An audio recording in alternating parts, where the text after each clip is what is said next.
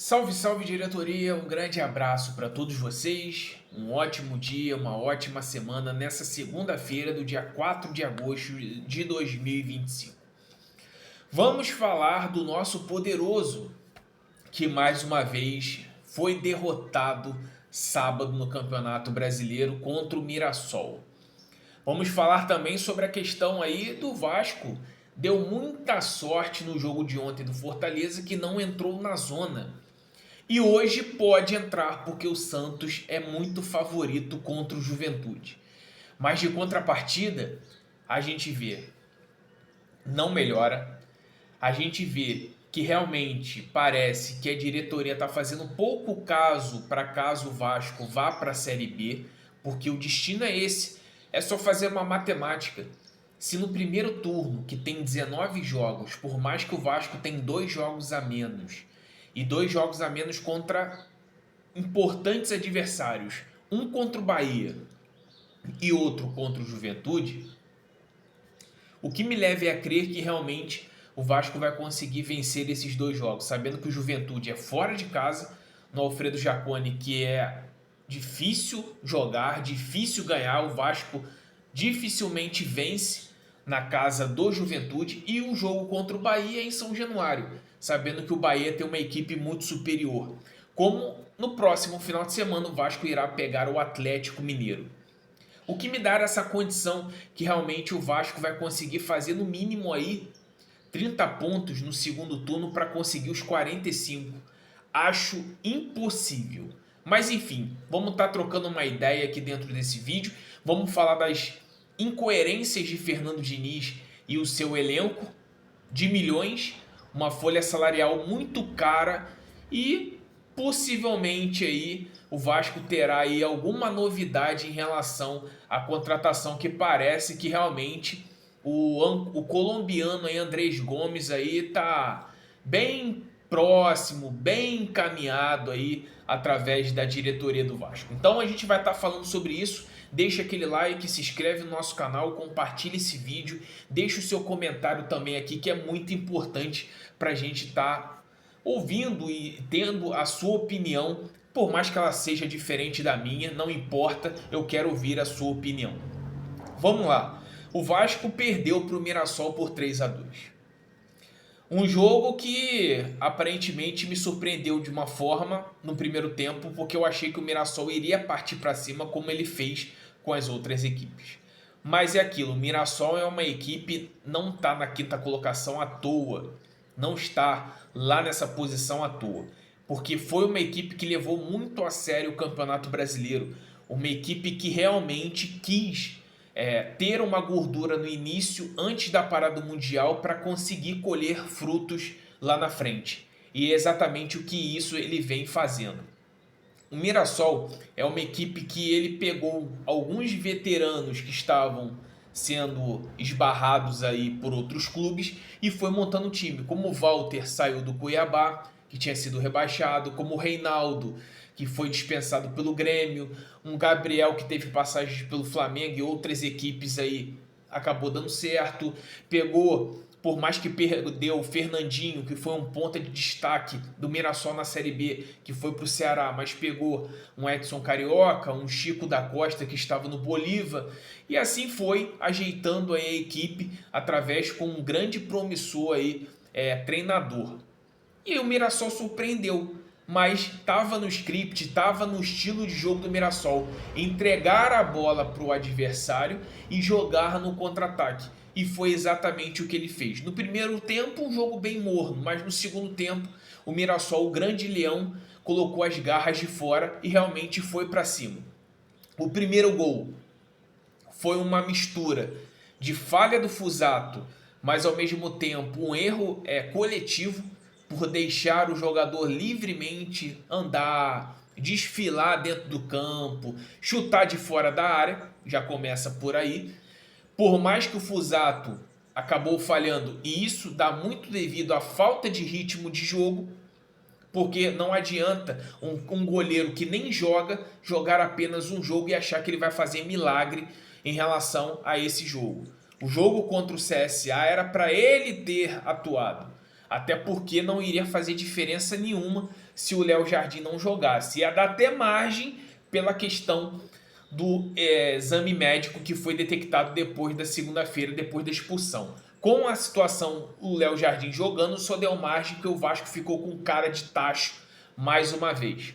Enfim, o segundo gol, uma falha bizonha do Maurício Lemos, era de se esperar. Eu já havia comentado aqui inúmeras vezes, até perdi a fala, porque eu falava que era ridículo a contratação do zagueiro Maurício Lemos, um cara que estava encostado no Atlético Mineiro mais de um ano, jogar no Vasco. Já começa por aí.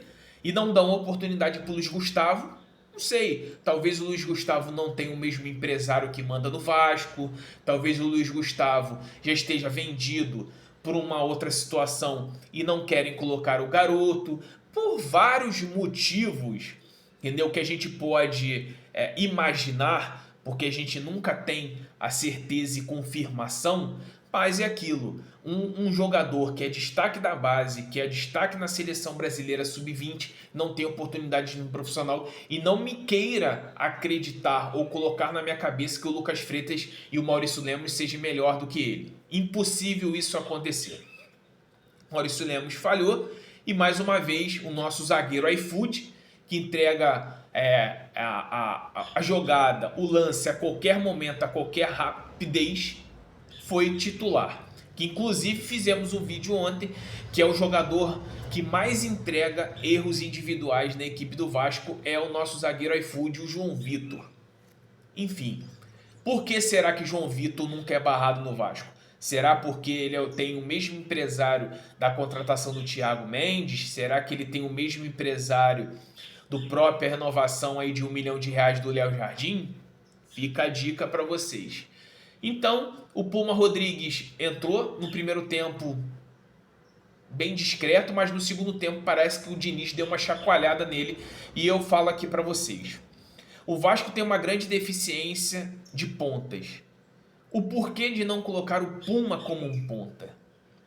Ficou bem claro no jogo contra o Mirassol que o Puma ele ataca mais, ele joga mais, ele é melhor no ataque do que na defesa. Então, por que não versatilizar essa qualidade dele em colocar ele como ponta? O Vasco hoje não tem um ponta direita. Talvez seria muito mais fácil colocar o Ryan nessa posição de meia e barrar talvez o Nuno Moreira, ou talvez colocar o Nuno Moreira na função do Verratti, por exemplo. Porque o Verratti, por mais que fez o gol contra o Mirassol, o Verratti, às vezes, é peça nula dentro do jogo.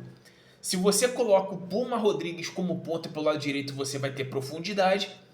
Ao mesmo tempo, o Verratti possa ser que receba mais bolas se jogar como titular. E, ao mesmo tempo, você pode sempre mesclar ali na ponta esquerda entre DVD, que está voltando de lesão, o Nuno Moreira, que está caindo de rendimento, e você colocar o Ryan centralizado. Que eu acho que o Ryan jogaria melhor centralizado, porque você teria a mira do gol. Como ele é o único jogador que chuta ao gol, porque os outros jogadores têm medo de chutar no gol, ele teria a mira, ele teria a zona de frente para ele fazer isso. Então por que não colocariam? Até poderia fazer uma dupla ali, como foi do Rafael Paiva. E o Rafael Paiva, um dos erros do Rafael Paiva de não ter dado certo no Vasco, foi ele de não ter colocado a base e principalmente ter dado mais confiança para o Puma Rodrigues jogar como ponta. Talvez se o Rafael Paiva, desde aquela oportunidade, tivesse feito isso, o Puma teria ajudado bastante a mais o Vasco.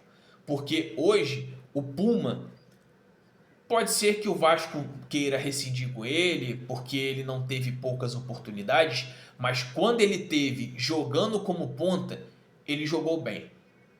E não querer dizer, o cara tem que jogar ponta um jogo, tá tudo errado. Não.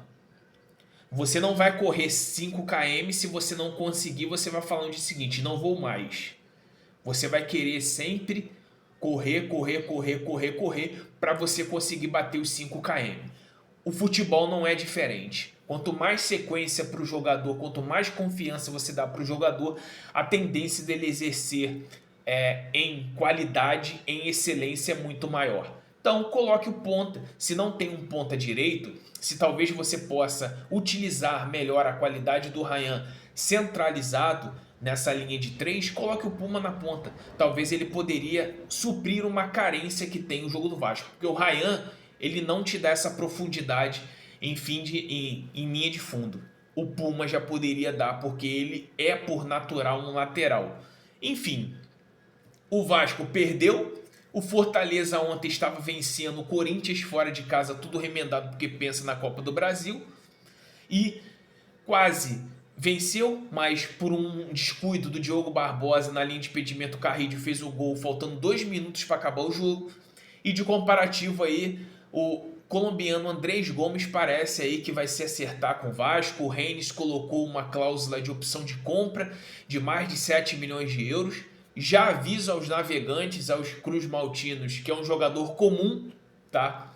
E eu tô falando isso, não é da boca para fora, porque eu pesquisei antes de passar para todos vocês aqui em relação ao Andrés Gomes. Ele teve uma temporada muito fraca no Rennes da França. Ele teve umas boas temporadas nos Estados Unidos, quando ele jogava no Real Salt Lake City. Lá ele teve muitos gols, muitas assistências, mas na França ele não conseguiu. E aí vamos ver se realmente vai se acertar, porque a gente só confirma mesmo quando o Vasco assinar essa contratação. Seria um ponta direita, coisa que o Diniz não tem. Por isso que eu dei a condição do Vasco colocar o Puma Rodrigues nessa posição. Enfim, galera, esse é o nosso vídeo aí pra gente estar trocando uma ideia, dando um recadinho para todos vocês. Não devo fazer live todo dia, tá? Não vale a pena a gente ficar gastando tempo com o Vasco. Tá? Vou fazer um vídeo aqui para dar minha opinião, para quem estiver assistindo aí interagir também, porque eu respondo todas as mensagens dos vídeos. Quando a gente dá, eu respondo já na hora. Enfim, eu vou estar fazendo aí vídeo todo dia para a gente estar comentando, para a gente estar dando opinião. Mas live vai ser pelo menos dia sim, dia não, ou de 2 em 2 dias, tá? A nossa próxima live possivelmente deve ser na quarta-feira. Então já estou avisando a vocês que a nossa live será na quarta-feira aí, às 5 horas da tarde, tá? Conto com todos vocês para deixar um moralzinho aí pro amigo, like, deixa o comentário, divulga, compartilha, se inscreve no canal se você quiser ajudar o amigo aqui. E também deixa os anúncios rolando aí conforme vai aparecendo, porque ajuda bastante.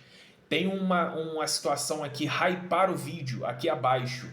Pelo celular você consegue fazer isso, hype o nosso vídeo, porque aí sim o algoritmo consegue entender que é um vídeo muito bom e ele recomenda para mais e mais vascaínos. Um grande abraço, tamo junto, um ótimo dia para todos vocês.